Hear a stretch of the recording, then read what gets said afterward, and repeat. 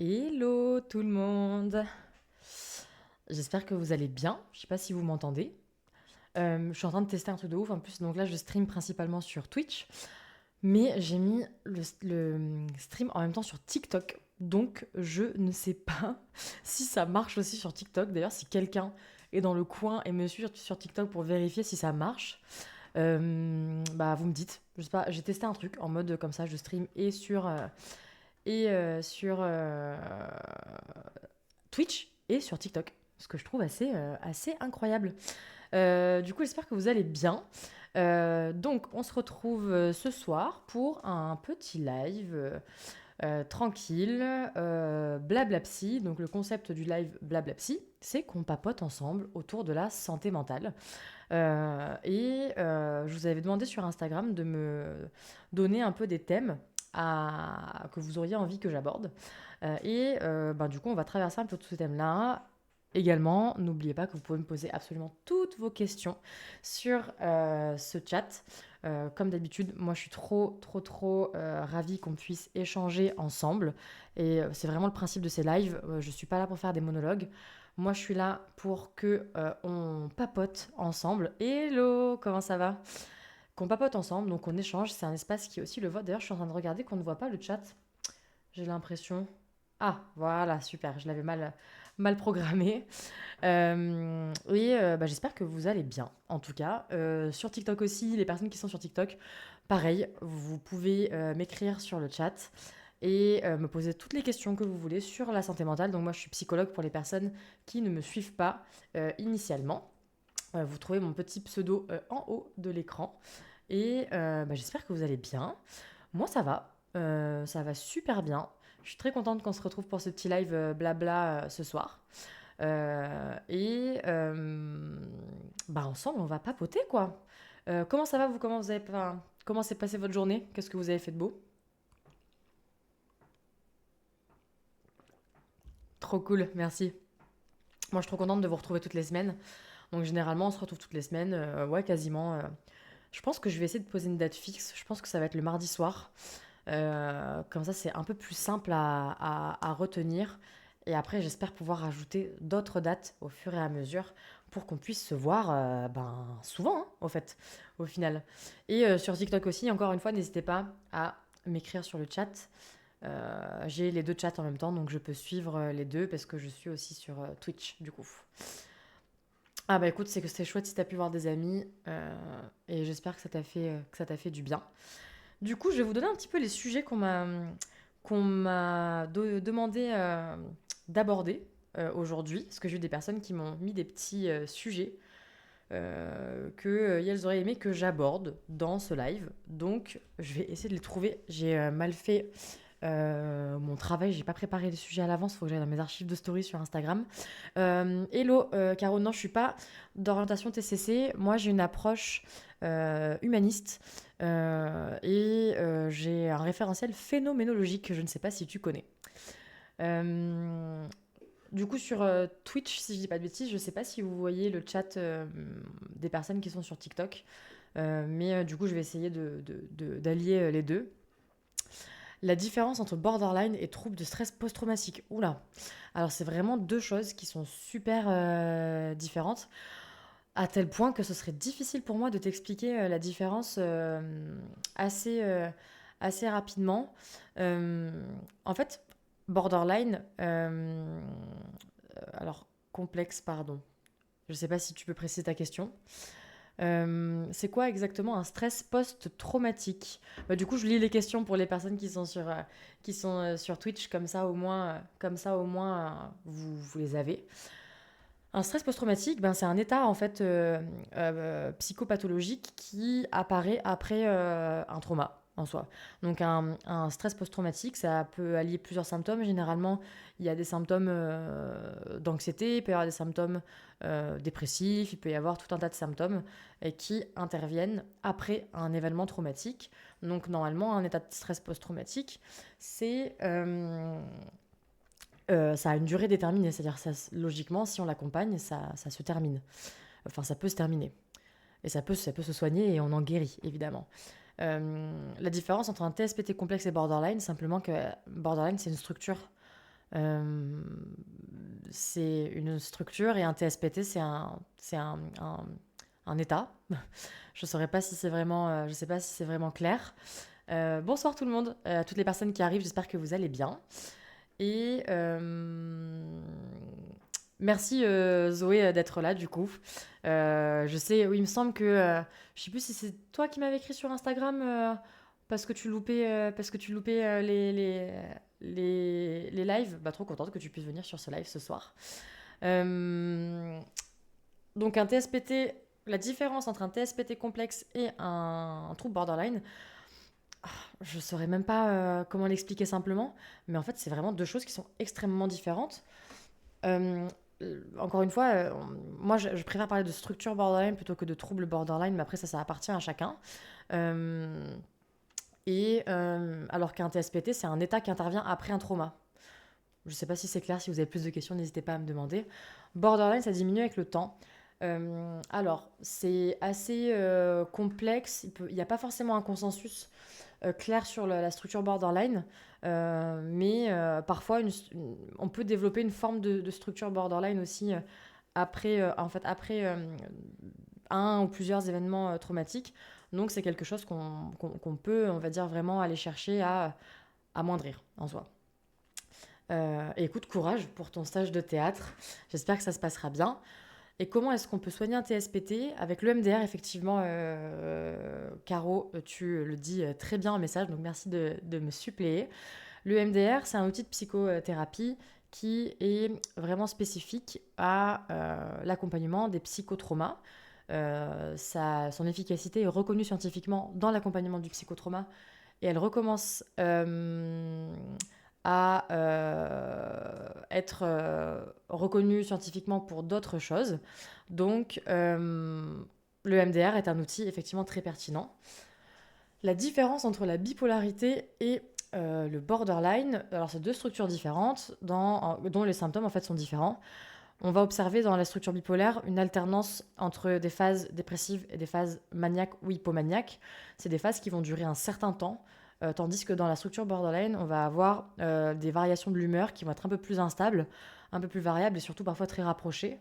Et on va avoir d'autres formes d'autres traits en fait qui diffèrent entre les deux. Le MDR n'a pas été préconisé pour mon TSPT complexe. Pourtant, le MDR est reconnu comme pouvant accompagner des TSPT complexes. Moi, en tout cas, dans ma formation, j'ai eu toute une partie d'accompagnement des TSPT complexes. Donc peut-être qu'il doit y avoir d'autres comorbidités qui font que c'est pas recommandé. Là, il faudrait avoir vraiment plus d'infos spécifiques que je n'ai pas. Mais c'est possible. En tout cas, le MDR fonctionne pour les TSPT complexes. Peut-être pas pour tous et dans tous les cas, mais en tout cas, ça fonctionne.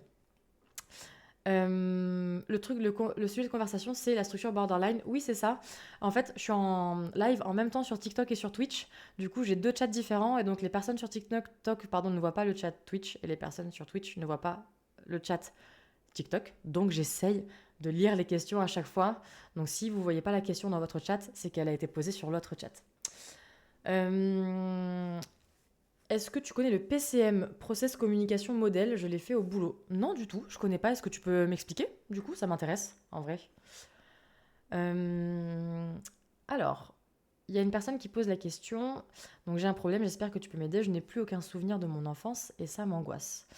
Alors, c'est pas forcément anormal de ne pas avoir des souvenirs de son enfance parce que notre mémoire, bon, même si la mémoire est un peu un mystère, notre mémoire, elle est, en tout cas, du moins notre mémoire intellectuelle, elle est assez faillible et assez sélective.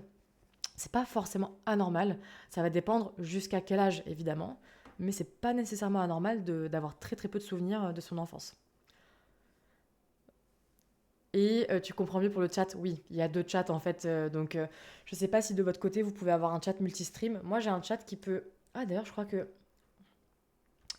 Est-ce que je peux avoir un chat qui relie les deux? Ça me ferait moins tourner la tête. Je sais pas. Est-ce que. Tac, si j'actualise. Ah, je vois plus les messages. Ça m'a effacé les messages. Bon, je vois plus vos messages, mais je sais pas pourquoi. Bon, là, est-ce que sur Twitch, vous pouvez m'envoyer un message, voir si je les ai bien, parce que je crois que ça a bugué. Du coup, alors les sujets qu'on m'a demandé d'aborder aujourd'hui en story, parce que j'avais posté une petite story. On va voir ça.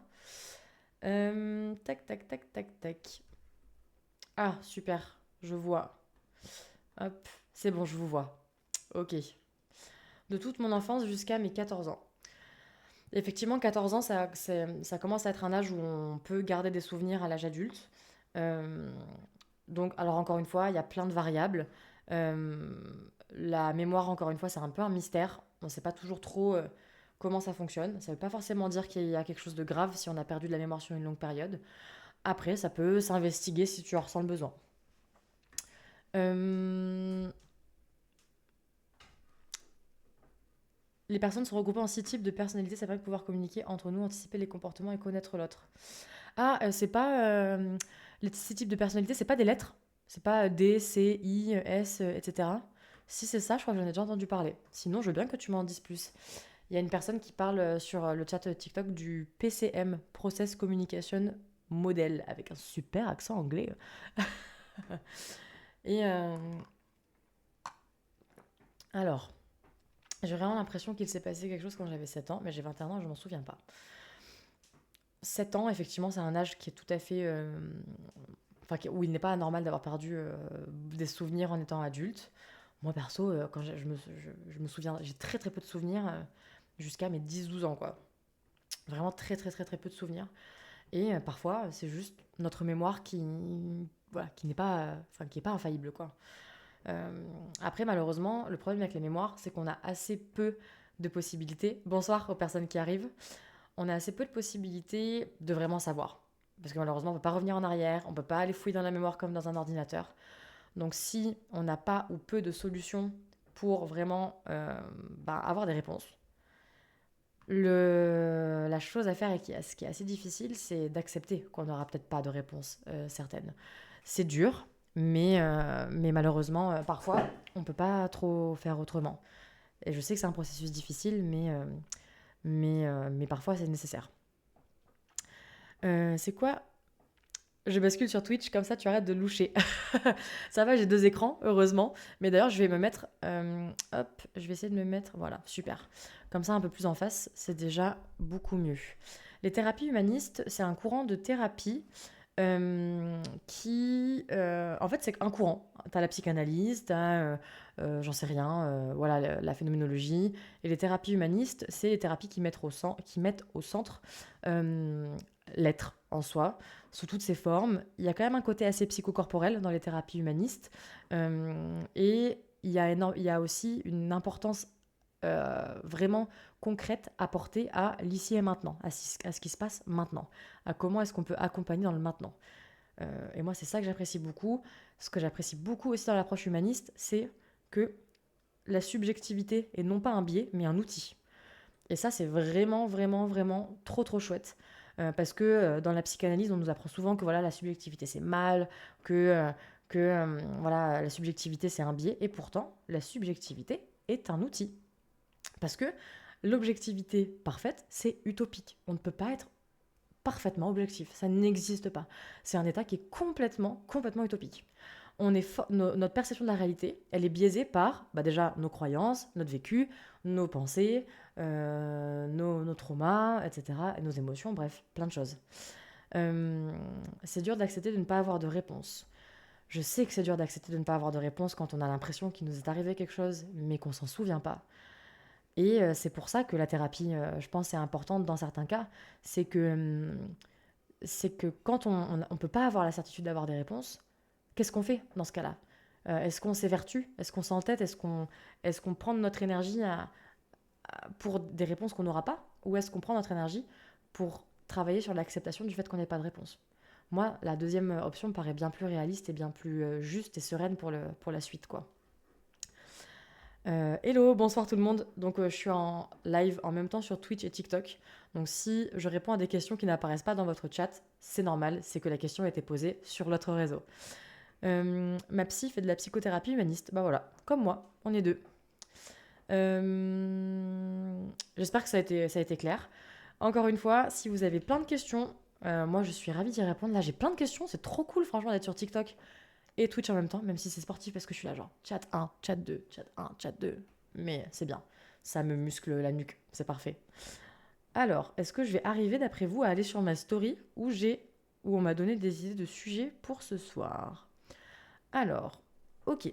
Donc, on m'avait demandé d'aborder euh, les dossiers MDPH, s'il y a des personnes que ça concerne, le trouble anxieux, s'il y a des troubles anxieux généralisés, donc le tag, s'il y a des personnes que ça intéresse, comment s'aimer soi-même, s'il y a des personnes que ça intéresse, et le masking, donc qui est le mécanisme où l'on va masquer certains traits pour s'adapter socialement. Est-ce qu'il y a des sujets qui vous intéressent parmi ceux-là?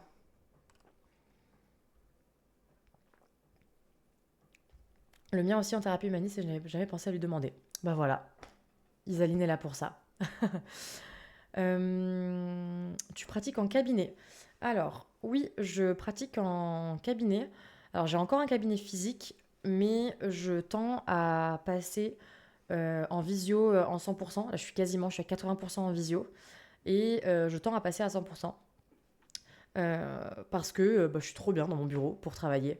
Et j'ai plus de demandes de suivi en visio. Alors, qu'est-ce qui vous intéresse? Donc le masking, ça revient pas mal. S'aimer soi-même aussi. Le tag, en fait un peu tout quoi. De l'autre côté, chez Twitch, j'ai le dossier MDPH, etc. Tout en fait. Tout vous intéresse. Ok, on va essayer d'aborder un peu près tout. Je vais regarder ce qui revient le plus dans vos commentaires. Donc le masking, le tag.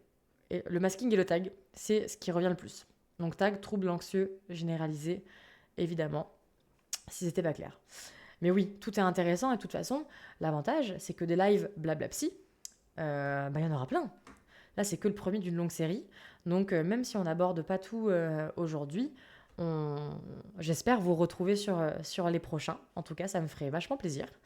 Euh, et comme ça, vous raterez rien et on pourra aborder un petit peu tout. Alors, j'ai envie de commencer par... je sais pas. On va parler du tag pour commencer, du trouble anxieux généralisé. Alors, est-ce que vous avez des questions déjà à ce sujet sur l'anxiété de manière générale? Et d'ailleurs, est-ce que quelqu'un ici, que ce soit sur TikTok ou Twitch, est-ce que quelqu'un ici est concerné par le tag ou pas?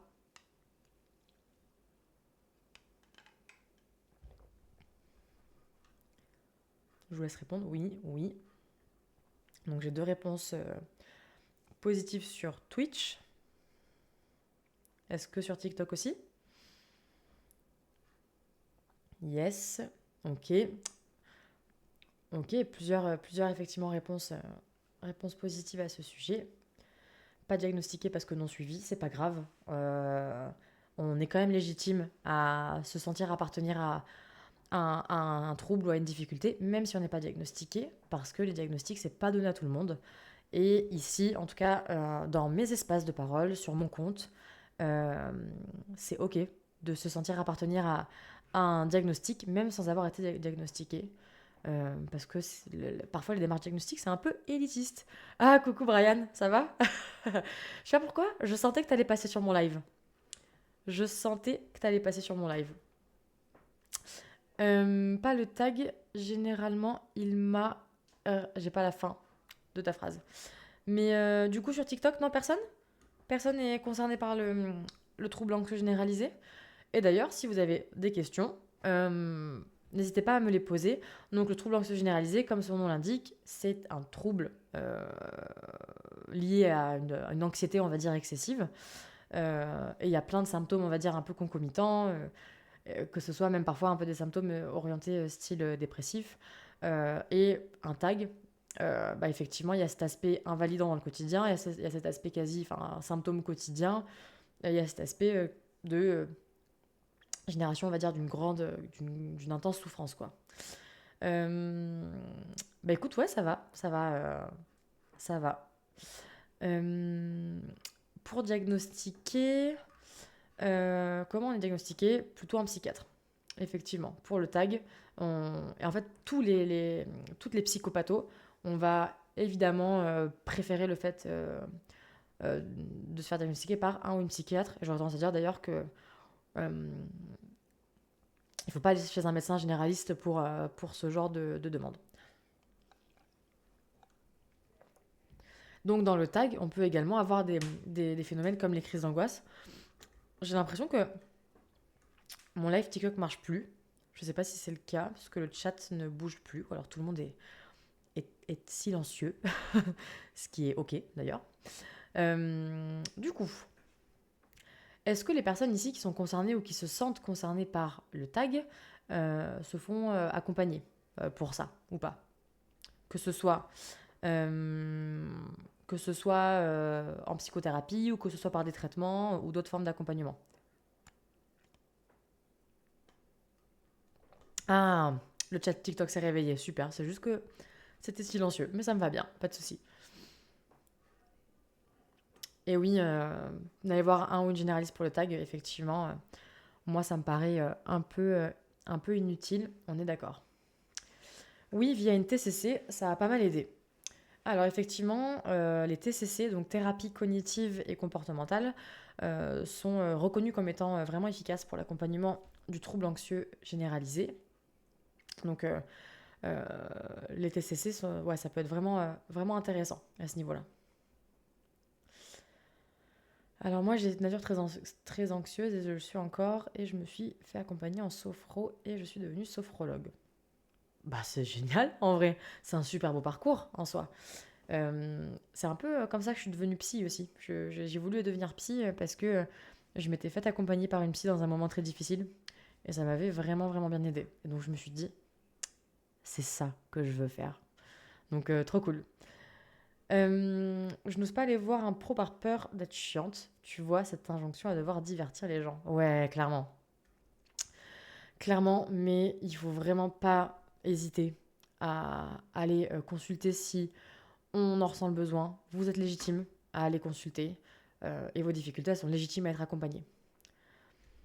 Oui, en psychothérapie EMDR et psychiatre, mais j'ai une dépression en plus, dans la psychiatre, c'est surtout pour la dépression et sophrologue depuis pas longtemps. Ok, trop cool.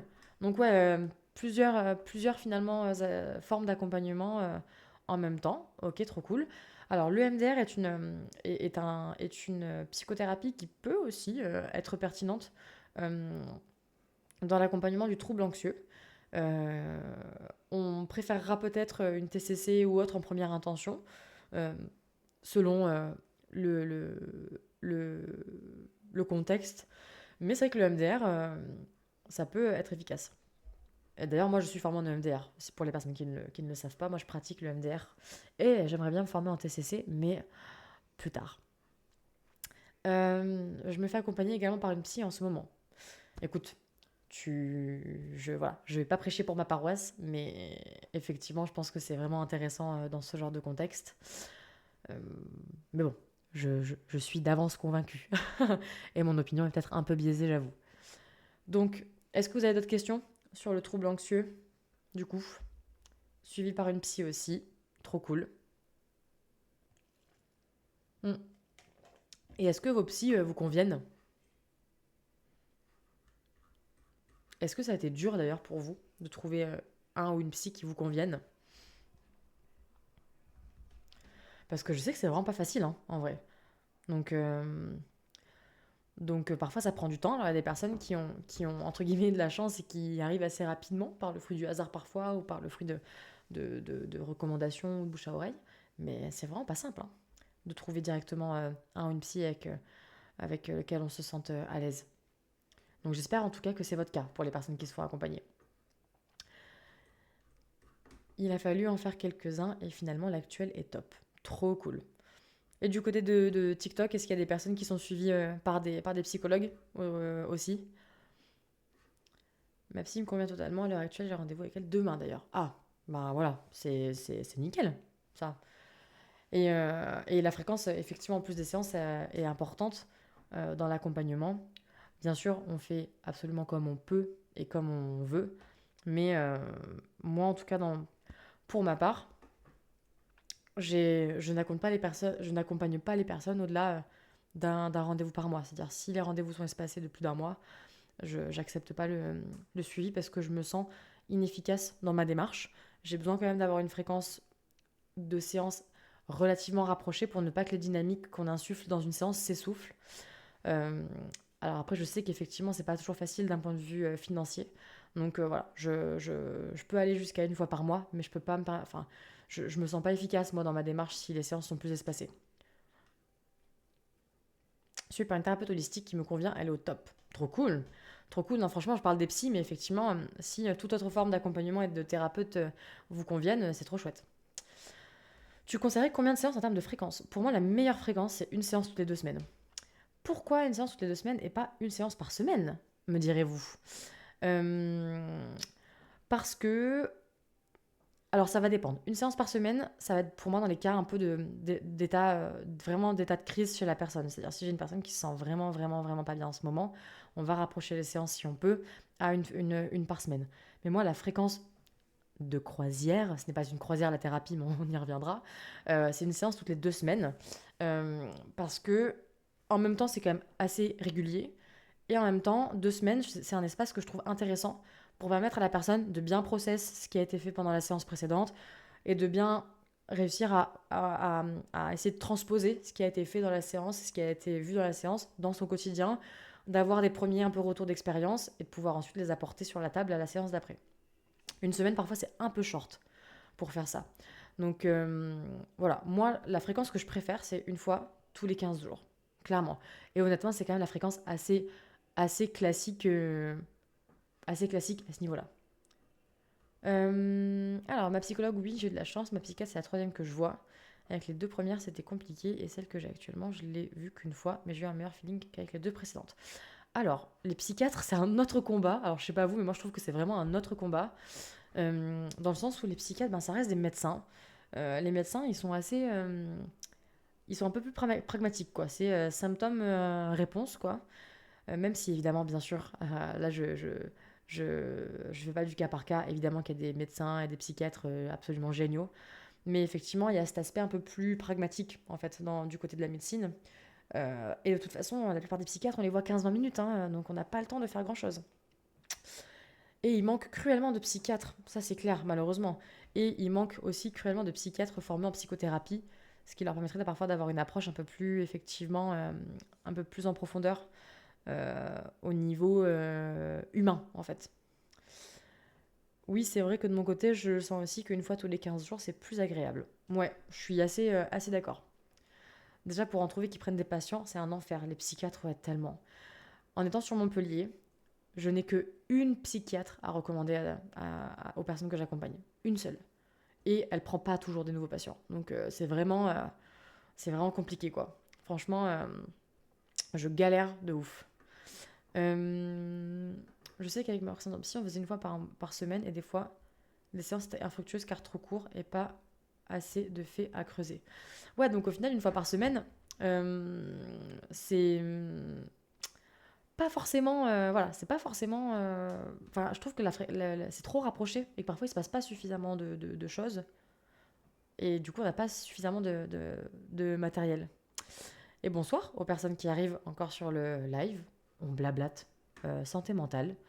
Et autres d'ailleurs, on peut parler d'autres choses hein, si vous voulez. Hein. Moi, j'aime plein de trucs. J'aime la musique, j'aime les jeux vidéo, j'aime le sport, j'aime la pizza. Euh, Plein de choses, quoi, au final. Euh, Ma nouvelle psychiatre est formée au TCC et je trouve que ça s'est ressenti qu'elle était formée en psychothérapie par rapport aux autres que j'ai vus. Ah, ça, c'est trop bien. Il y a pas mal de psychiatres, en vrai, qui sont formés en TCC. Enfin, pas mal. La plupart des psychiatres qui sont formés en psychothérapie sont formés au TCC. C'est plutôt ce que je voulais dire. Et j'aime les brocolis, évidemment, les brocolis, mes best légumes. Je suis désolée si à un moment donné, vous n'êtes pas d'accord avec moi, mais les brocolis, c'est le meilleur légume. C'est très versatile, c'est super bon, on dirait un petit arbre, c'est esthétique. Franchement, j'adore les brocolis. Je sais que là, je vais me faire des ennemis, mais j'adore les brocolis. La pizza, meilleur choix. Ok, je mettrai pas des brocolis sur la pizza, mais je suis d'accord. C'est quoi votre pizza préférée d'ailleurs? Et là, attention, on va peut-être s'entendre ou non. J'ai découvert ta chaîne grâce à la rediff sur l'autisme dans la fiction. Ah, trop chouette. Du coup, tu m'as trouvé directement sur YouTube au hasard. Trop cool, en vrai. Mm. Je savais pas que ma vidéo tombait dans YouTube. C'est trop bien. Parce que du coup, oui, je mets les replays des lives sur YouTube pour les personnes qui ne peuvent pas les voir. Comme ça permet de ne pas perdre ça et de pouvoir toucher un plus grand nombre. Pizza brocoli, c'est tentant. Mais carrément, carrément, en vrai. Maintenant que j'y pense, c'est vrai que ça pourrait le faire, hein. Pizza burger, une tuerie. Genre, une pizza burger, c'est-à-dire, c'est une pizza saveur burger ou un burger saveur pizza. Ou deux pizzas avec une garniture au milieu. Je peux pas manger de pizza, intolérance gluten et lactose. Ah, ben, tu sais qu'il y a des pizzerias qui font des pâtes sans gluten et qui font avec du fromage vegan, hein. Donc, je pense que tu pourras trouver ton bonheur un jour. Calzone ou chevrette pour la pizza. Je ne sais pas ce que c'est, une chevrette. Une pizza chevrette. On n'est peut-être pas dans la même zone géographique, mais en tout cas à Montpellier, on n'a pas de pizza chevrette. Pizza brocoli comme dans Vice Versa 1. Mais oui, c'est vrai. Ah, pizza garniture burger. Ok. Et la vidéo est arrivée dans tes recommandations. Mais c'est trop cool. Et effectivement, c'est vrai que j'ai remarqué qu'elle avait fait un petit peu de vues. Alors, un petit peu de vues, 200 vues, hein, on va Constantin. Mais pour ma chaîne YouTube qui est toute récente, c'est trop cool. Je suis trop contente si la vidéo, elle navigue un petit peu. Et du coup, bienvenue ici. Du coup, si tu me connaissais pas, donc je suis psychologue et je fais du contenu santé mentale chill et qui se veut inclusif, en tout cas sur les réseaux. Et j'ai Insta, TikTok, Twitch, YouTube, je suis partout, en vrai. Vice Versa, c'est marrant, on se reconnaît. D'ailleurs, j'ai vu Vice Versa 2 il y a pas longtemps. Est-ce que des personnes ici l'ont vu? C'était trop cool. Est-ce qu'il y a des personnes qui ont vu, qui ont vu Vice Versa 2 ou pas? Ça fait un moment que je me dis, ça manque de psycho FR sur Twitch. Bah voilà. Je suis là et je compte pas partir. Et d'ailleurs, j'ai plusieurs concepts sur Twitch. Je sais pas si t'es allé faire un tour sur mon profil. Donc là, on fait du blabla, mais j'ai 3 autres concepts. Gaming Psy, où on teste ensemble des jeux qui parlent de sujets de santé mentale. Spill de Psy, où on fait des réacs à des vidéos en mode on se dit un peu des potins, on blablate. Des réacs à des vidéos santé mentale, style réel, TikTok Shorts. Et Synopsie, comme tu l'as vu, là, je ne t'apprends rien. Euh, il existe une pizzeria et des pâtes sans gluten et du fromage à Paris, mais je suis pas encore allée. Ouais, Paris pour le coup, c'est chouette. Ça grouille de restaurants qui proposent ce genre de choses.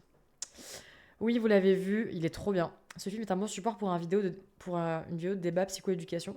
Du coup, je m'étais dit que je ferais peut-être le prochain synopsis sur Vice Versa 2 ou Vice Versa tout court. J'y réfléchis. Peut-être faire un prochain live justement sur les deux dessins animés. Sur les deux dessins animés. Parce qu'en vrai, ils sont vraiment chouettes. Et je trouvais, donc dans le 2, est-ce qu'il y a des personnes qui l'ont pas vu d'ailleurs pour pas qu'on vous spoil? Ou pas? Parce qu'effectivement, vu que c'est tout récent, je vais peut-être pas en parler maintenant, plus en profondeur. Mais hello Camille, comment ça va? Euh, Parenthèse gaming, j'ai fini gris. Grande hâte de voir la suite de ton gaming psy.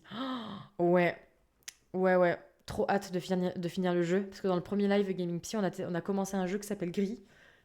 Incroyable. Donc, et d'ailleurs, quelqu'un m'a appris sur Instagram aujourd'hui qu'ils allaient faire le studio allait faire un deuxième jeu, un peu comme une suite, avec le même style graphique. Et j'ai vu, genre, ça a l'air incroyable et il sort cette année. Donc, je l'ai rajouté dans ma liste de jeux et trop hâte qu'on se teste ça ensemble. Ouais, ça va nickel.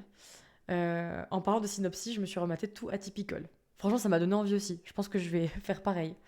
Et no spoil. Ok, on va pas spoiler Vice Versa 2, du coup. Euh, Vice Versa 1, tout le monde l'a vu. Mon prof de psychocognitif qui s'extasie sur la représentation des émotions dans Vice Versa 1. Après, oui, c'est assez. On va dire que la représentation des émotions dans Vice Versa, c'est assez. Voilà, c'est assez normé. C'est pas non plus full représentatif de ce que c'est vraiment, mais c'est quand même intéressant. J'ai loupé plein de messages. Attendez, je remonte un petit peu. Pourquoi ça remonte pas dans mon chat? Ah, c'est bon. C'est mon film préféré. C'est un des films que je regarde en boucle, notamment le 1. Toi, trop cool. Faut que je le regarde.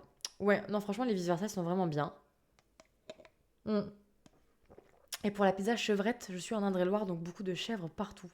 Nous ici, on a chèvre et miel. Voilà, donc je sais pas si c'est pareil. Mais, et pour les personnes intolérantes au lactose, big up. Vraiment, je vous soutiens. Je sais que c'est pas forcément super cool. Mais d'ailleurs, il faut savoir qu'il y a, selon votre niveau d'intolérance, il y a plein de fromages qui ont très très peu, voire pas de lactose. Voilà.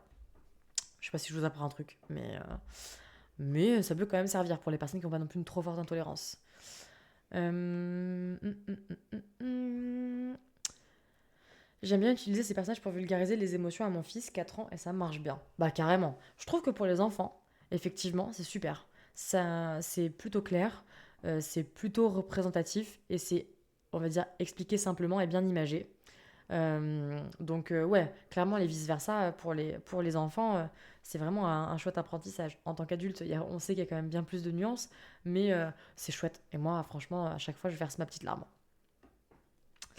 Euh, c'est une pizza avec du chèvre, mais sans miel. Ok, la chèvrette. Bah, si un jour je vais en Indre-et-Loire, je goûterai cette pizza.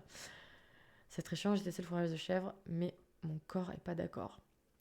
Ah oui, d'accord. Bah alors dans ce cas-là, je comprends et je t'encourage à manger d'autres pizzas, ça c'est sûr. Du coup, est-ce qu'il y avait d'autres questions sur le trouble anxieux?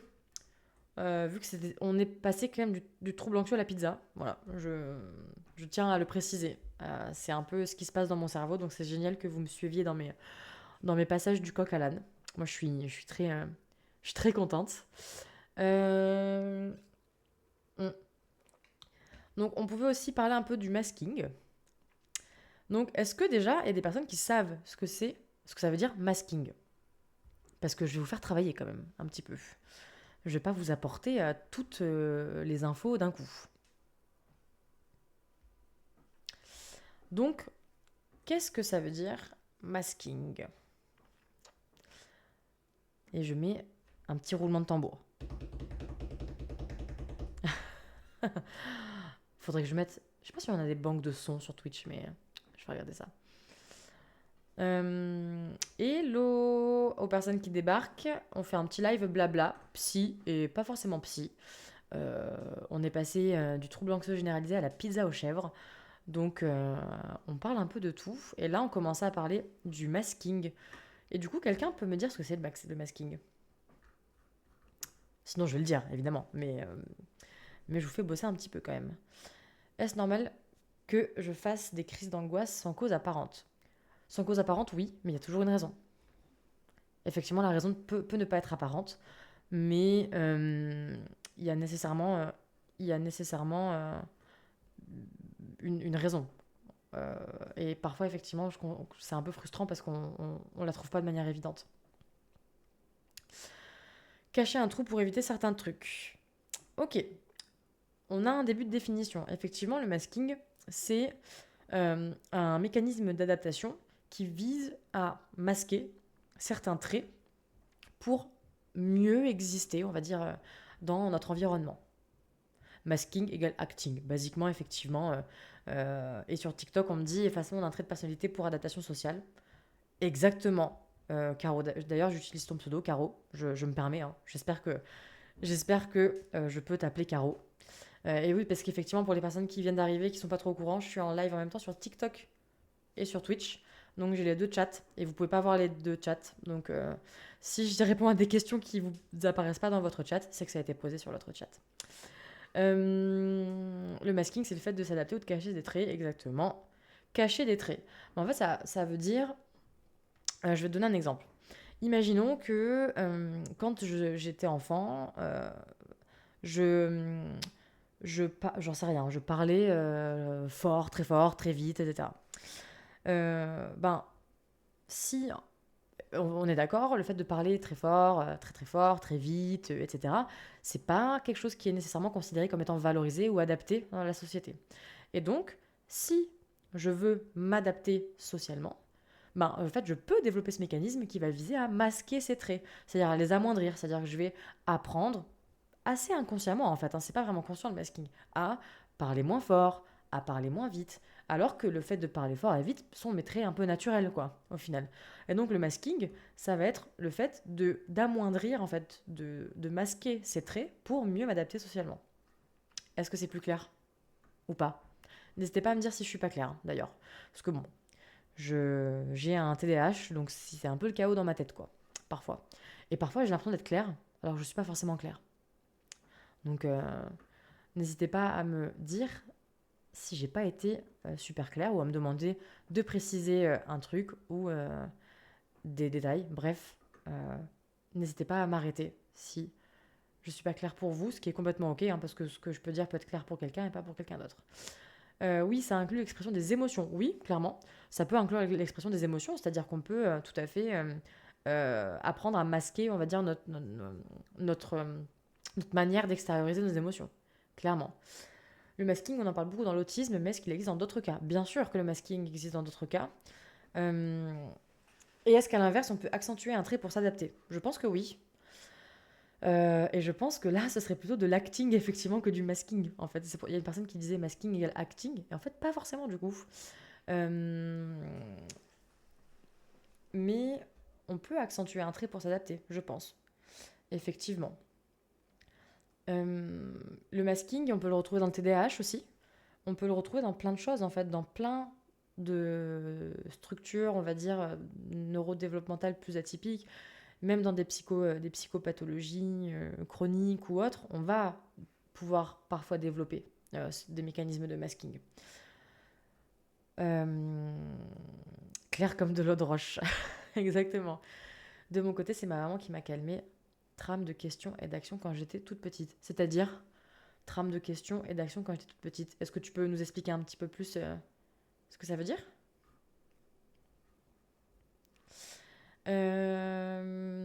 Oui, donc pour revenir un petit peu au masking, c'est un mécanisme, ça n'est pas un mécanisme qui est fondamentalement problématique, mais effectivement, c'est un mécanisme qui peut être, qui est d'ailleurs assez inconscient, surtout s'il est mis en place depuis l'enfance. Et donc parfois, on va se trouver avec des personnes qui ne vont même pas vraiment avoir conscience qu'elles ont certains traits naturellement, puisque elles auront passé des années et des années à les masquer. Tout le monde peut développer ce mécanisme, le masking. Oui, mais du coup, ce ne sera pas nécessairement un problème. C'est-à-dire un acteur, par exemple, peut développer une sorte de mécanisme de masking, mais là c'est consenti. Là, c'est vraiment, c'est surtout conscientisé en soi, et c'est voulu. Donc là, c'est un peu comme jouer un rôle, quoi. Trop de questions, parle trop et trop vite, agité. Euh, Là, tu parles de moi? Tu te dis que c'est moi qui parle trop vite et qui suis agité? Et qui pose trop de questions? Ou alors j'ai pas compris ta phrase. Alors moi, je parle super vite, d'ailleurs, il faut savoir. Je m'excuse d'avance. C'est le rythme de mon cerveau. Si vous voulez que j'essaye de parler plus doucement, je peux essayer. Le masking, s'il est conscientisé, peut être frustrant? Non. Oui, je le pense. Je pense que c'est pour ça qu'à l'âge adulte, les personnes qui commencent à se poser des questions sur leur fonctionnement peuvent ressentir un mal-être plus important, au final. Je masque à mort sur le TDI. Et oui, effectivement, le masking est aussi un mécanisme qu'on peut retrouver dans le TDI, donc le trouble dissociatif de l'identité. Très clairement, c'est vrai que j'avais oublié de le préciser. Comédiennes font du masking ou au contraire, c'est là où ils sont authentiques. Vous avez 4 heures. Intéressant. C'est une question philosophique. Peut-être qu'on la retrouvera au bac de philo l'année prochaine. Mais donc, comme je le disais tout à l'heure, le masking, c'est pas nécessairement, encore une fois, c'est pas fondamentalement un problème. Ça l'est si ça appartient à un contexte qui, lui, est, on va dire, euh, est une difficulté générale, etc., ou appartient à un trouble, à une psychopatho, etc. Donc, et parfois, le masking, c'est un mécanisme utile. Parfois, le fait de masquer un trait dans un contexte, ça peut être utile. Donc c'est pour ça que je dis que c'est pas fondamentalement mauvais et que c'est pas fondamentalement un problème. Euh, c'est En fait, on va faire la différence entre un mécanisme et un mode de fonctionnement. D'accord? Un mécanisme, c'est un outil qu'on utilise dans un contexte spécifique et qui vient logiquement nous apporter une forme de support, d'aide dans ce contexte. Donc un mécanisme, c'est utilisé de manière ponctuelle, quand il est nécessaire de l'utiliser. Un mode de fonctionnement, c'est tout simplement un trait, un comportement, un caractère, enfin bref, c'est un mode de fonctionnement, c'est plutôt constant. Tandis qu'un mécanisme, c'est ponctuel. Donc un mécanisme, s'il est utilisé de manière ponctuelle quand c'est nécessaire et du coup de manière conscientisée, c'est pas un problème.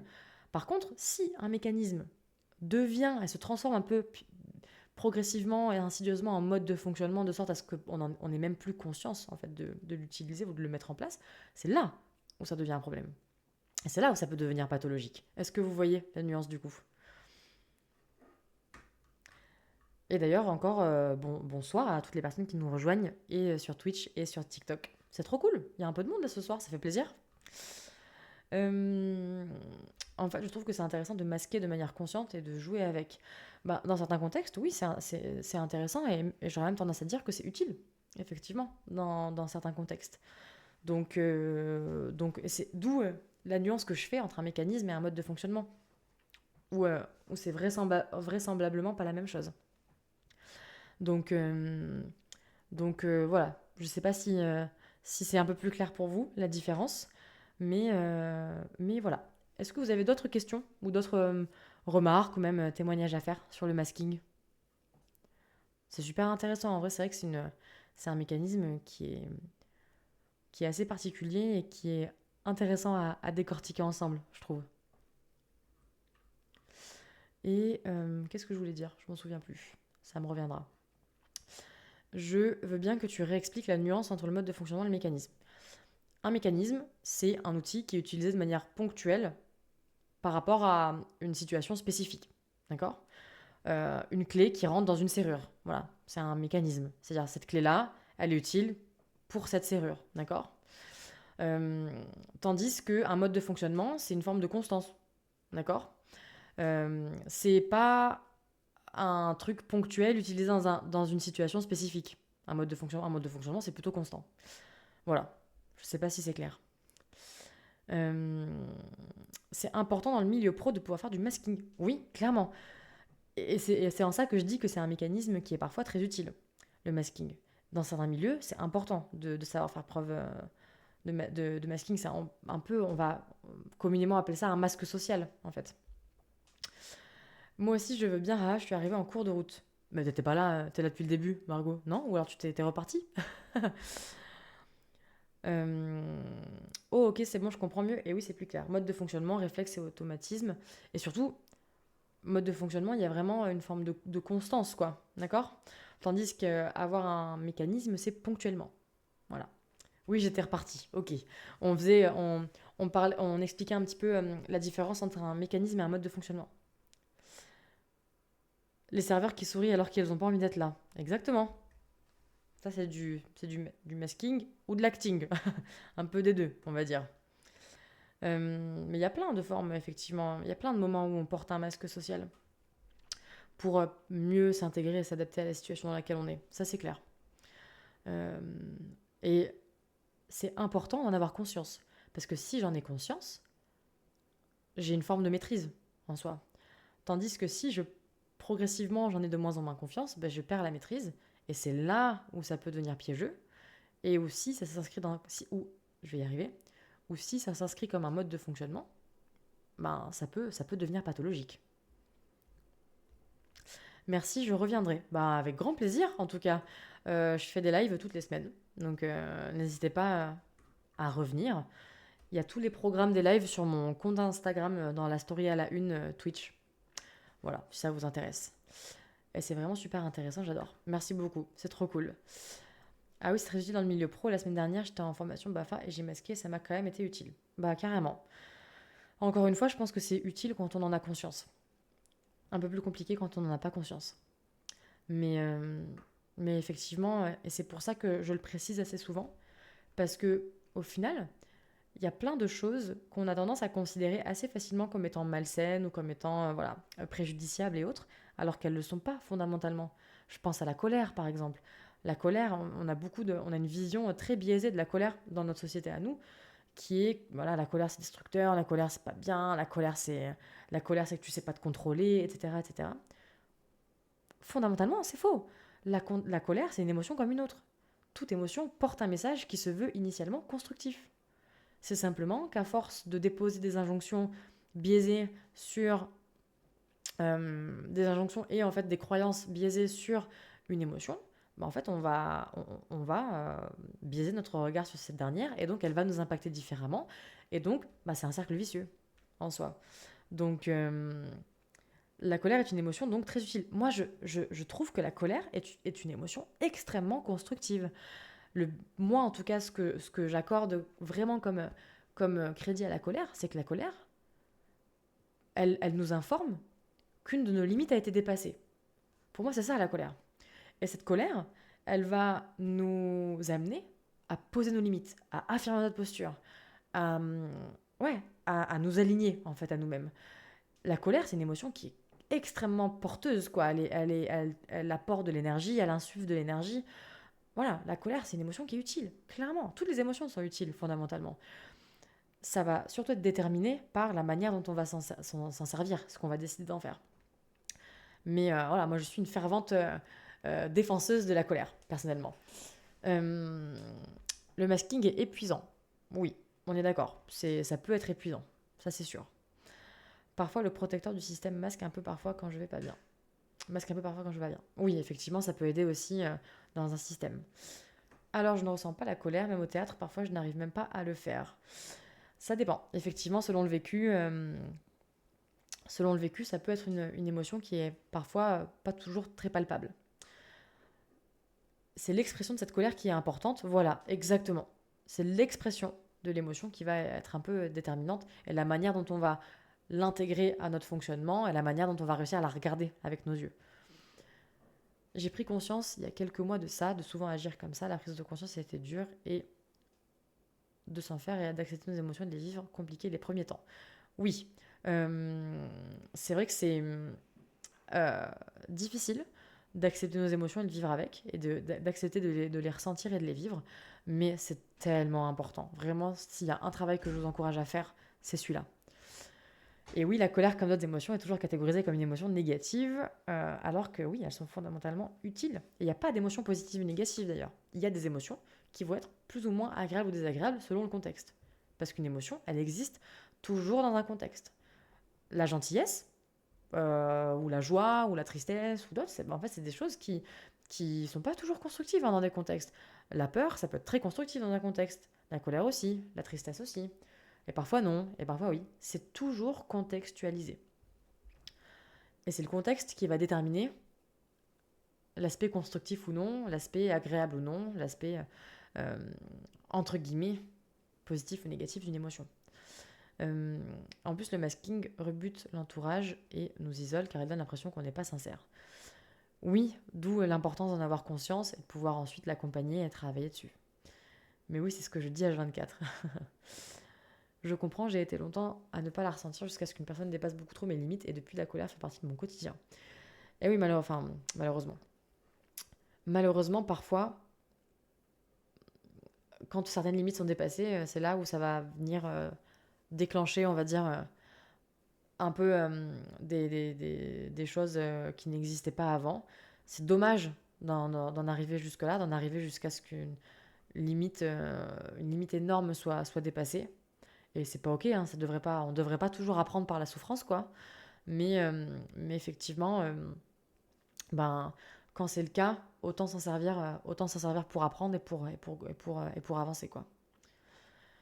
Après, moi, je retiens et j'explose. Ben, dans ce cas-là, pourquoi retenir si ça mène toujours à l'explosion?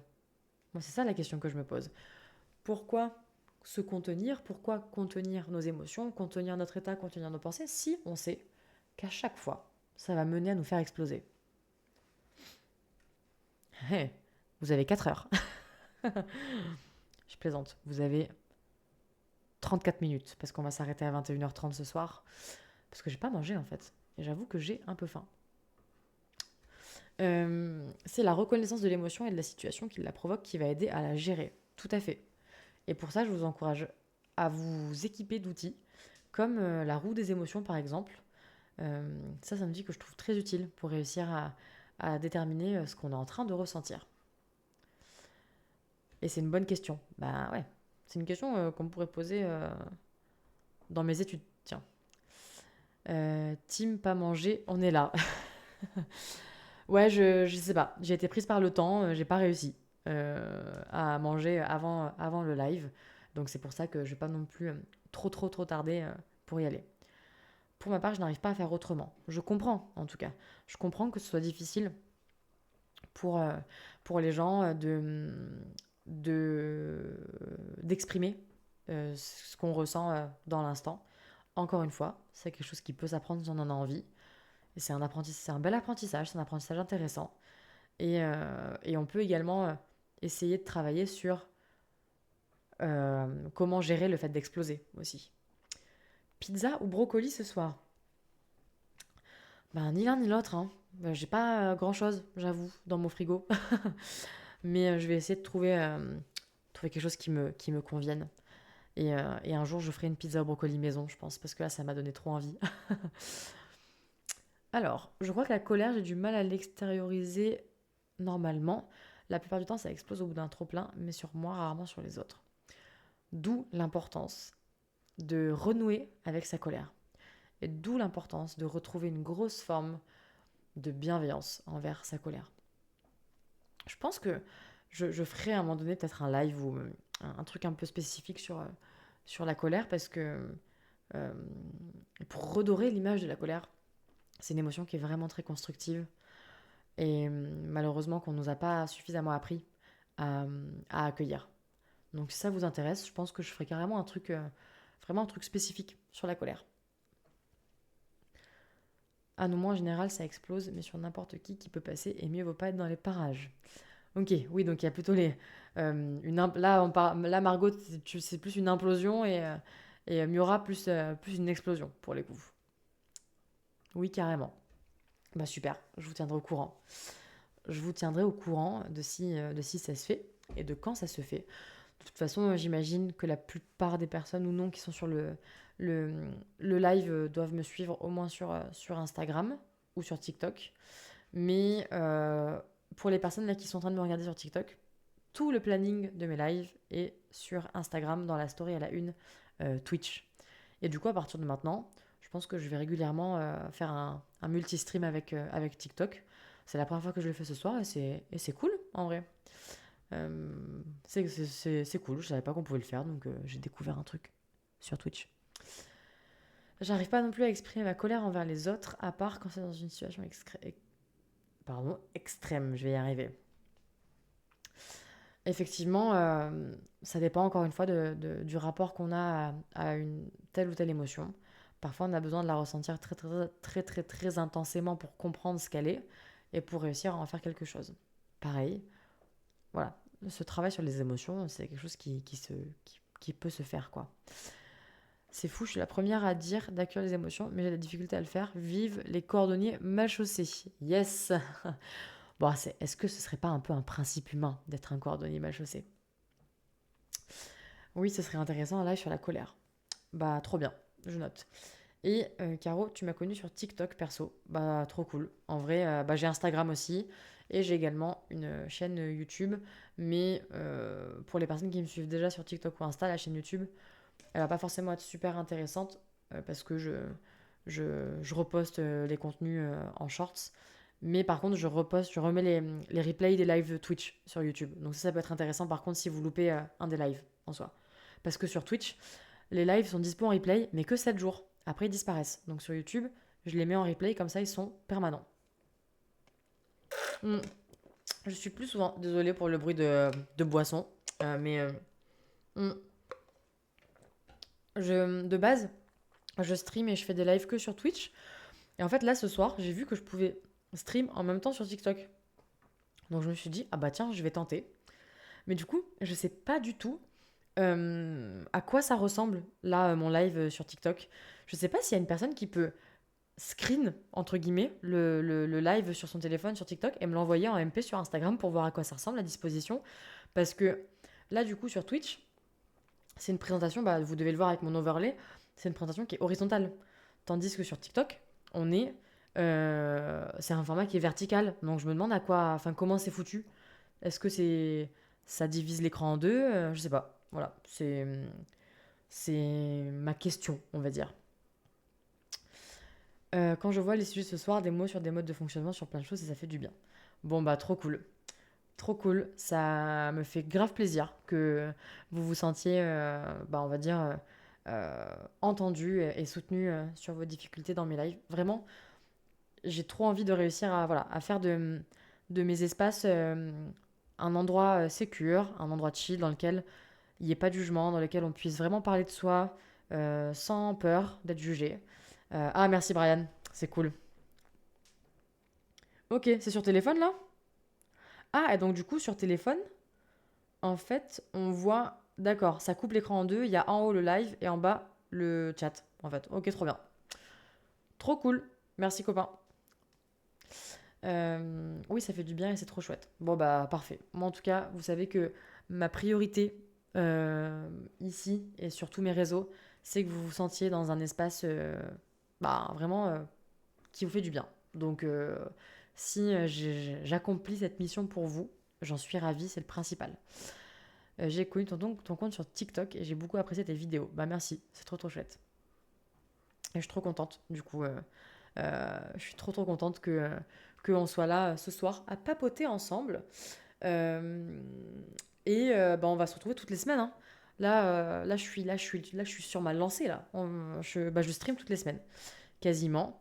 Euh, et alors oui, et justement sur Twitch, je propose tous ces concepts de live pour plaire à un maximum de personnes.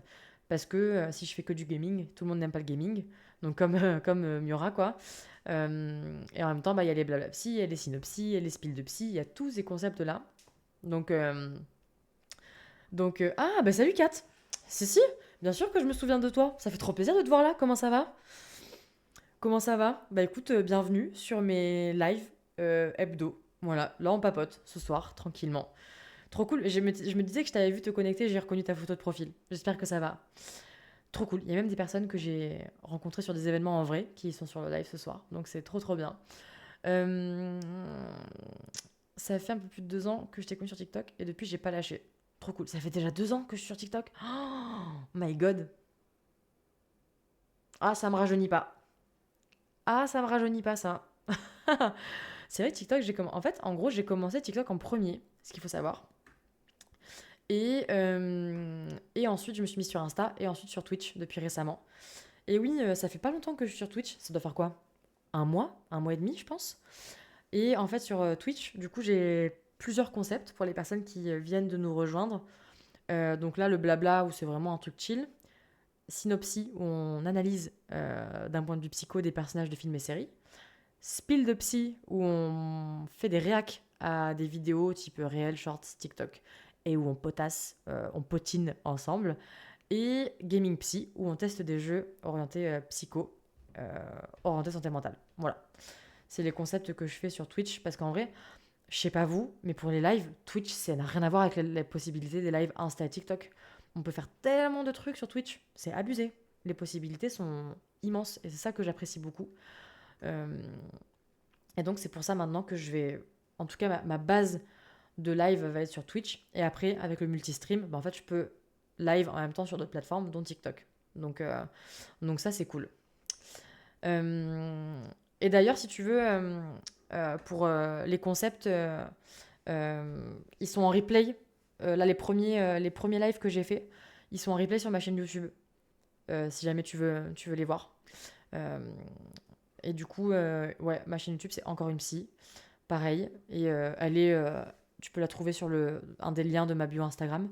Mais du coup, il y a les replays des premiers lives si tu veux découvrir un peu plus les concepts. Et d'ailleurs, pour les personnes qui n'ont pas encore vu les concepts, donc du coup, sur la machine YouTube, il y a déjà 3 replays. Un de chaque. Un spill de psy, un gaming psy et un synopsis. Donc, vous avez tout ce qu'il vous faut pour découvrir.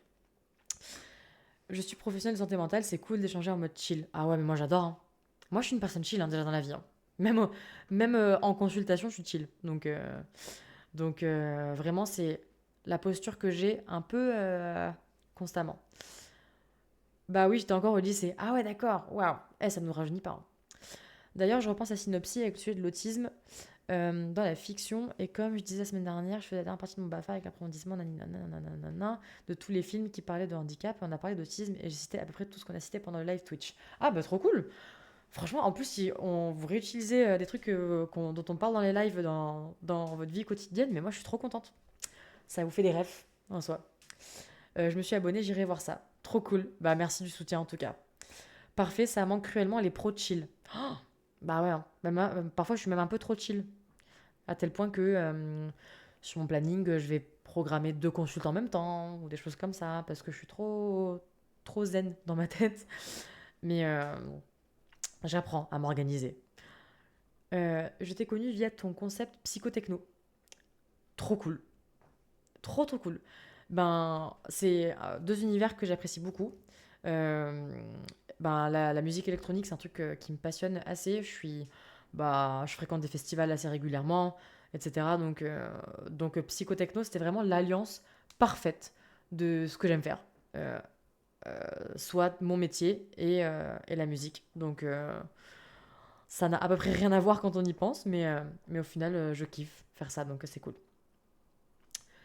Et au final, en étant un peu partout maintenant, donc que ce soit Insta, YouTube, TikTok, Twitch, c'est chouette parce que ça me permet d'atterrir un peu partout et je suis super contente. Il y a une personne tout à l'heure qui est venue de YouTube. C'est génial.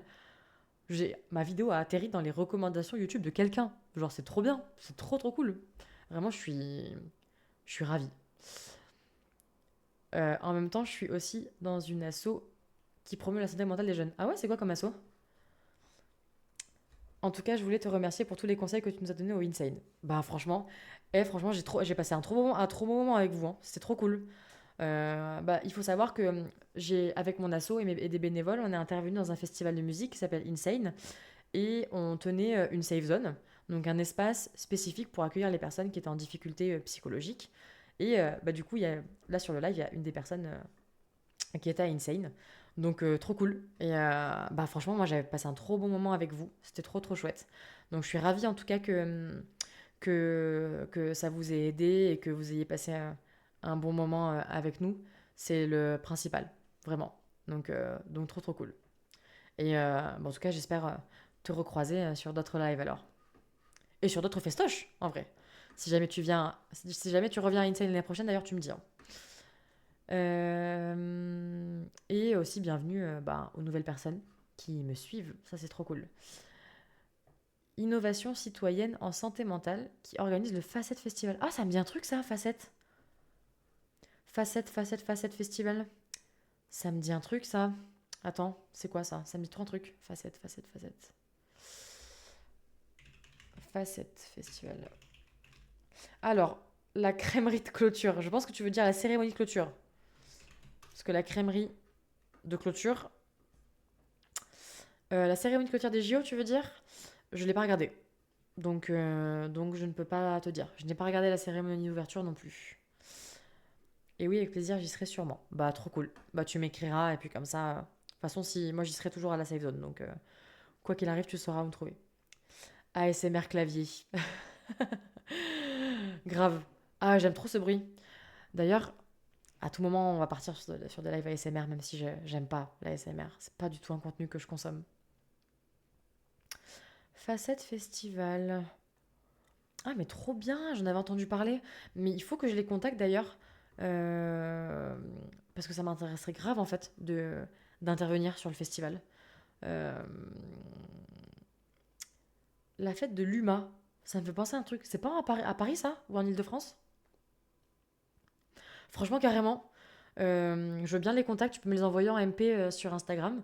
Parce que je cherche en fait justement des festivals sur lesquels intervenir en fait. Et moi-même en tant que personne et mon asso également. Donc, euh, donc, carrément. Trop cool. Et la fête de l'UMA, bah non, je l'ai jamais faite. C'est cool. Il y a des personnes qui sont déjà allées à la fête de l'UMA, du coup. Et merci pour les personnes qui sont sur le live et qui arrivent progressivement.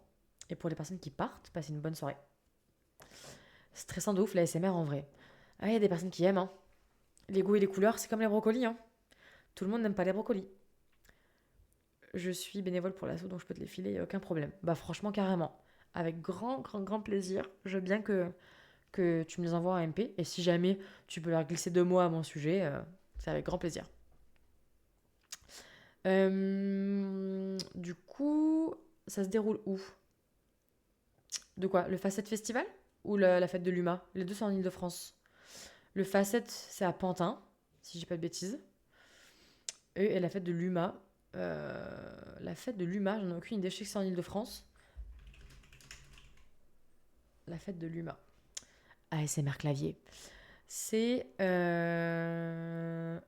Brétigny-sur-Orge, en Essonne. Cette fois, je dois vraiment partir. Merci infiniment. Nanana. Ah bah merci, Margot. Bah écoute, merci de passer sur mes lives. Ça me fait trop plaisir. Passe une bonne soirée. Prends soin de toi. Et puis du coup, je te dis à très vite. Et à bientôt, j'espère, sur un prochain live. Est-ce que un psychologue comme moi est tenu au secret pro? Oui, tout à fait. Les psychiatres aussi d'ailleurs, secret professionnel, évidemment. Pour le facette, on est encore à la recherche d'un lieu pour l'année prochaine. Ah, bah j'espère que vous allez trouver dans ce cas-là. Euh, à Paris, je sais qu'il y a un lieu assez sympa qui s'appelle Ground Control, qui est un lieu assez chouette. Et je sais qu'il y avait le festival Pop et Psy qui avait été fait à Ground Control. C'est à Paris, c'est pas très loin de Gare de Lyon. Et c'est un espace un peu, je sais pas comment expliquer, mais un peu avec intérieur, extérieur, food truck, table, chaise, grande salle. C'est vraiment parfait pour organiser des festivals comme ça. Et ça s'appelle Ground Control. Je sais pas si je peux l'écrire dans le chat. Il va me demander de me connecter. Ah, il me demande de me connecter. Ground comme le sol en anglais et control comme contrôle. Ah, voilà. Ah, c'est trop petit? C'est trop petit pour vous? Ah ouais, vous êtes comme ça. Vous êtes des grands, des grands quoi. Ah ouais, c'est trop petit. Oh, moi je trouve que c'est déjà grand comme lieu. Et le festival Petite Mue. Ah, trop bien, ils le font. Petite Mue, ils font un festival, je savais même pas. Nous, on vise haut. Bah, trop cool. Bah, puisque vous visez haut, moi ça m'intéresserait bien de vous contacter, voir un peu ce qu'on pourrait faire ensemble. En vrai.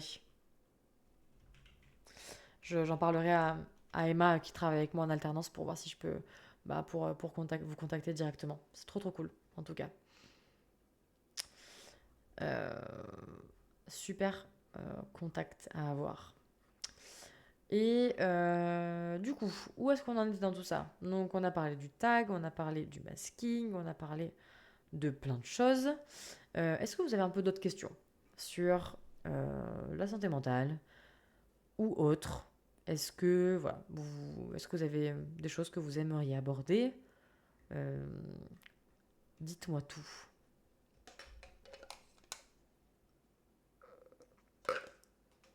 Je suis désolée, vu que je fais que boire dans mes lives, j'espère qu'il n'y a pas de personnes misophones.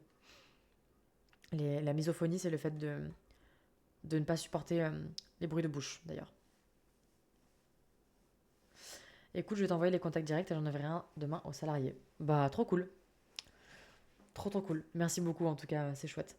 Et d'ailleurs, en parlant de ça, je vous fais un énorme spoil, euh, même si c'est encore un peu secret.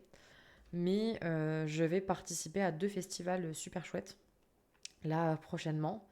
Euh, un, le premier, c'est un festival de musique très connu en France, et là, c'est en septembre. Et le deuxième, c'est un festival un peu moins connu, mais trop chouette, et c'est à Reims. Voilà. Et le premier, c'est à Marseille. Voilà, je donne des indices, et j'ai trop hâte. Euh, je, je ne m'aime pas. C'est difficile de s'aimer, et je dirais qu'avant même de vouloir s'aimer, ben, il faut déjà réussir à s'accepter. C'est pas la même chose. D'ailleurs, on fait souvent l'amalgame entre s'accepter et s'aimer. S'accepter, c'est pas. En fait, accepter, c'est pas être satisfait, c'est pas se résigner, c'est pas être ravi, être. S'accepter, enfin accepter, c'est constater avec bienveillance ce qui est là, la réalité. C'est ça, accepter. Accepter, c'est euh, on va dire, être dans une forme d'accord avec la réalité. Et s'accepter, c'est pas se satisfaire forcément de qui on est. C'est-à-dire, on peut être dans une dynamique d'acceptation de nous-mêmes sans pour autant être nécessairement profondément satisfait de qui on est, sans fondamentalement s'aimer. Mais par contre, euh, s'accepter, c'est quand même un paramètre assez indispensable dans cette quête, on va dire, de l'amour de soi. Et l'acceptation, l'avantage de l'acceptation, c'est que c'est plutôt neutre. Quand on parle de s'accepter, c'est pas forcément se regarder dans le miroir et se dire oh là là, je suis belle, je suis beau, je suis parfaite, etc. Non, c'est simplement se regarder, regarder notre réalité avec bienveillance, constater la réalité de qui on est avec bienveillance. Et de se dire ok, là, bah, j'ai mon corps, ok, mon corps il est comme ça, là actuellement, il est ce qu'il est, c'est ok. Euh, Là, ma vie, elle est ce qu'elle est, ok, d'accord. Euh, il y a vraiment ce truc assez neutre en fait, hein, de constater avec bienveillance. Un peu comme une forme de neutralité bienveillante en fait, finalement, l'acceptation. Je trouve, en tout cas, d'accord. Euh, et donc, beaucoup de gens font l'amalgame entre accepter et aimer, d'ailleurs. Euh, alors que moi, je trouve qu'il y a fondamentalement une différence et qu'elle est vraiment importante. Et merci pour les coordonnées par message, je viens de les recevoir. Donc, trop, trop chouette. Et donc voilà, l'amour de soi, c'est vraiment, je conçois que ce soit une quête qui est difficile, et je trouve qu'elle commence d'abord par une forme de neutralité bienveillante, et donc par une démarche d'acceptation. Et encore une fois, c'est pas parce qu'on s'accepte qu'on ne va pas vouloir changer. On peut tout à fait s'accepter tel que l'on est maintenant, et vouloir malgré tout changer. C'est-à-dire qu'on peut accepter notre corps tel qu'il est maintenant, et vouloir qu'il change à un moment donné. Mais l'avantage, c'est que si on s'accepte d'abord, les choses qu'on va mettre en place pour changer, elles seront pas punitives. Elles seront mises en place avec bienveillance. Et ça fait la diff. Salut, avant j'étais dépressive, maintenant je m'aime. Bah c'est super. C'est génial, ça montre bien que c'est un cheminement qui est. Ça montre bien que c'est un cheminement qui est possible. Euh... Mince, je crois que j'ai eu un bug sur TikTok. Je sais pas si j'ai eu un bug sur TikTok ou pas. Est-ce que vous me voyez toujours sur TikTok? J'aime beaucoup ta lampe derrière toi. Le truc qui est sur le mur? Là? Ouais, franchement, j'avoue, c'est trop cool. Ça me fait un petit mood, tu vois, une petite ambiance éclairée et colorée surtout. Perso, je m'accepte, mais ah super Caro, merci pour le retour TikTok. Perso, je m'accepte, mais j'ai l'impression que personne ne m'apprécie à ma juste valeur. Pour l'instant, ça viendra. Si à un moment donné, il y a nécessairement des personnes sur cette terre qui sauront reconnaître ta valeur et apprécier ta valeur. Si c'est pas le cas actuellement, ben ça remet en question un petit peu les fréquentations et le cercle proche. C'est ok parfois de mettre des personnes et des relations derrière soi parce qu'on se rend compte qu'elles ne reconnaissent pas notre juste valeur. Euh, Il y a nécessairement des personnes autour de vous sur cette terre qui sauront apprécier votre valeur. Je suis allée tout en bas et c'est là que tu te rends compte qu'il est temps de remonter. Effectivement, hein, c'est vrai que le fait, entre guillemets, parfois de toucher le fond, ben, quand on touche le fond, on peut prendre appui sur le fond et pour remonter, quoi. C'est sûr que ça peut être aidant. Perso, j'ai du mal à m'accepter et je me juge souvent négativement et je suis extrêmement dure et exigeante envers moi-même. Je le travaille en thérapie à l'heure actuelle. Et pour ça, il y a un super outil qui s'appelle le discours interne. Le discours interne, c'est la manière dont on se parle à nous-mêmes, ou la manière, enfin, entre guillemets, la petite voix dans notre tête, quoi, basiquement. Et notre discours interne, c'est un outil hyper important, je dirais même, voire c'est l'outil principal dans ce travail d'acceptation, d'estime de soi, etc. Si notre discours interne il est dévalorisant, bah effectivement, c'est normal que je vais avoir du mal à m'accepter, avoir du mal à m'aimer. Pour entamer cette démarche d'acceptation de soi, d'amour de soi, d'amélioration de l'estime de soi, de la confiance en soi, ça passe par le travail du discours interne. Réussir à avoir un discours interne, ne serait-ce que déjà plus neutre. C'est-à-dire, par exemple, moi je suis quelqu'un qui est très maladroite. Quand je vais faire tomber quelque chose, je peux avoir facilement tendance à me dire oh là là, je suis nulle, oh là là, encore un truc tombé, je sers à rien, je suis une merde, etc. Ça, c'est un discours interne du coup qui est dévalorisant. Ça va confirmer mes croyances déjà dévalorisantes à mon sujet, ça va pas me permettre de les déconstruire et donc forcément ça va impacter mon estime de moi, impacter mon amour de moi, etc. Un discours interne plus neutre, ça serait par exemple quand je me cogne ou que je fais tomber quelque chose, de dire ah là là, je suis humaine. Ça c'est neutre. Parce que être humain, ça veut dire qu'on a des failles, ça veut dire qu'on rate, ça veut dire qu'on réussit, ça veut tout dire et rien dire à la fois. Et c'est un terme qui est assez neutre et en même temps qui est assez représentatif au final de la réalité. Donc c'est ça, ce travail du discours interne, c'est de réussir à utiliser, à employer un discours interne déjà, ne serait-ce que plus neutre. Avant même de penser à employer un discours interne positif, si ça ne nous convainc pas à l'instant T, de toute façon ça fera pas sens. Le fake it until you make it, pour moi, c'est pas nécessairement la bonne manière de commencer, ou du moins la manière la plus efficace de commencer. De retrouver une forme de neutralité, trouver une forme de neutralité, pour moi c'est déjà un excellent début. Je sais pas ce que vous en pensez, mais en tout cas, moi, c'est la manière que j'ai de travailler à ce niveau-là. Mon cerveau a mis en place des mécanismes pour m'empêcher de discuter tout le temps et cette lampe me permet de rester concentré sur ce que tu dis. Bah, trop cool. Parfait.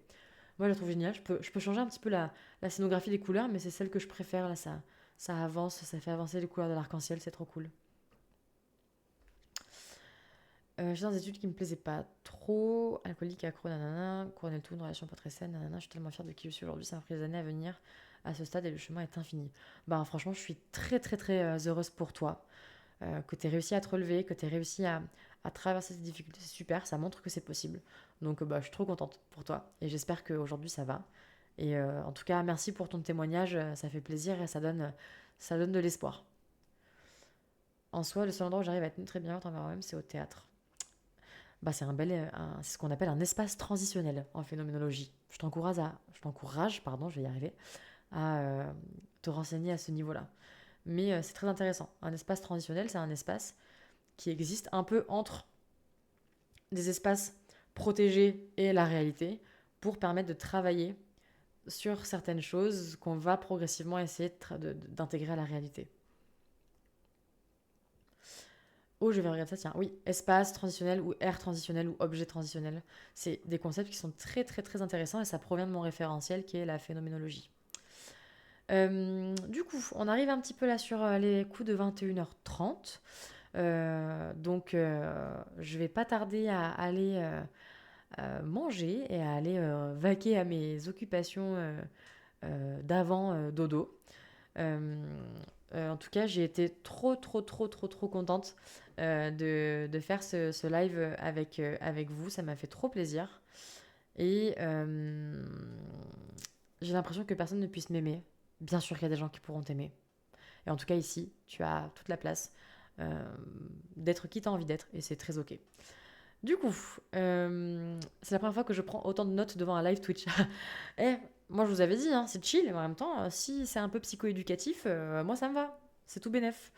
Donc, merci en tout cas de votre présence, c'était trop trop chouette. On a grave bien échangé aujourd'hui, c'est trop cool. Et j'ai hâte que ce live soit dispo en replay pour les personnes qui pourront le regarder sur YouTube. Je suis sûre que ça pourra vraiment être super, super instructif. Les petits jeunes du chat, la vie est longue, ne perdez pas espoir. Merci pour ton témoignage. C'est trop chouette. Je live une fois par semaine en moyenne minimum. Donc, et le programme, il est dispo dans une de mes stories à la une sur mon compte Instagram. Le programme des lives avec les dates, les heures, etc. Un prochain thème pour le Blabla-Psy, l'errance diagnostique, ce serait intéressant, non? Carrément. Je mettrai une petite boîte à questions de toute façon dans les stories, donc je le note. Et merci en tout cas pour votre présence à tout le monde, c'était trop trop cool. J'ai été trop contente d'avoir papoté avec vous ce soir. Ça m'a fait super plaisir. Prenez soin de vous. Passez une bonne fin de soirée. Et rendez-vous sur mes autres réseaux. Vous savez que vous pouvez me suivre sur Instagram, TikTok. Le nom, mon pseudo, il est juste au-dessus de ma tête. Et sur YouTube aussi. Donc n'hésitez pas à soutenir un petit peu, à soutenir en me suivant si l'envie vous dit. Et passez une excellente soirée. Et je vous dis à très bientôt. Salut!